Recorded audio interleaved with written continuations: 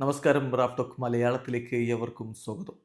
Kerala Blasters play off കണ്ടൻറ്റേഴ്സായിട്ട് ശക്തമായിട്ട് മുന്നോട്ട് പോവുകയാണ്. ഇനിയുള്ള മത്സരങ്ങളിലൊന്നും പോയിന്റ് ഡ്രോപ്പ് ചെയ്യാതിരിക്കണം, അതാണ് ഏറ്റവും പ്രധാനപ്പെട്ട കാര്യം. അതുകൊണ്ട് തന്നെ ബ്ലാസ്റ്റേഴ്സിൻ്റെ അടുത്ത മത്സരങ്ങൾ ആരാധകർ വളരെ സൂക്ഷ്മമായി നിരീക്ഷിക്കുകയാണ്. അതിൽ എതിരാളികളുടെ സ്ഥിതി എന്താണ്, അവരുടെ താരങ്ങളുടെ സ്ഥിതി എന്താണ്, ഇതൊക്കെ നോക്കുക സ്വാഭാവികമാണ്.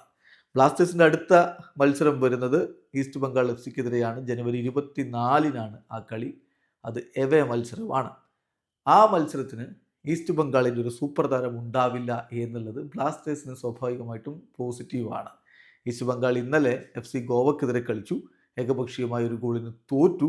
ആ കളിയിൽ യെല്ലോ കാർഡ് കിട്ടിയതോടുകൂടി നന്ദകുമാർ കേരള ബ്ലാസ്റ്റേഴ്സിനെതിരെ കളിക്കാനുണ്ടാവില്ല. സോ അത് ബ്ലാസ്റ്റേഴ്സിനെ സംബന്ധിച്ചിടത്തോളം സ്വാഭാവികമായിട്ടും പോസിറ്റീവാണ്. എതിരാളികളിലെ ഒരു പ്രധാന താരമില്ല എന്നുള്ളത്.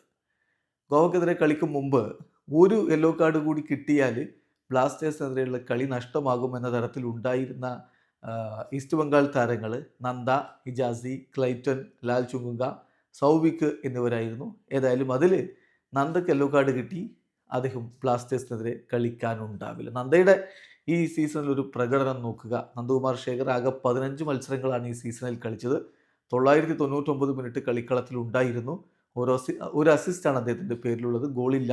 Passing accuracy 78%. പെർ ഗെയിം 19 പാസുകൾ, 230 സക്സസ്ഫുൾ പാസുകളുണ്ട്. 13 ചാൻസസ് അദ്ദേഹം ക്രിയേറ്റ് ചെയ്തിട്ടുണ്ട്. 12 കീ പാസുകൾ, 15 സക്സസ്ഫുൾ ഡ്രിബ്ലിങ്ങുകൾ, 40 ഡ്യുവൽസ് അദ്ദേഹം വിൻ ചെയ്തു. 6 ഓൺ ടാർഗറ്റ് ഷോട്ടുകൾ, 53 റിക്കവറീസ്, 4 ഇൻ്റർസെപ്ഷൻസ്, 2 ക്ലിയറൻസുകൾ, 2 ഏരിയൽ ഡ്യുവൽസ് വിൻ ചെയ്തു. അങ്ങനെ മികച്ച പ്രകടനം നടത്തിയിട്ടുള്ള താരം ഒരു റെഡ് കാർഡ് ഈ സീസണിൽ ഓൾറെഡി ലഭിച്ചിട്ടുണ്ടായിരുന്നു. ഇപ്പോൾ 4 യെല്ലോ കാർഡുകളായിട്ട് സസ്പെൻഷനിലായിരിക്കുന്നു.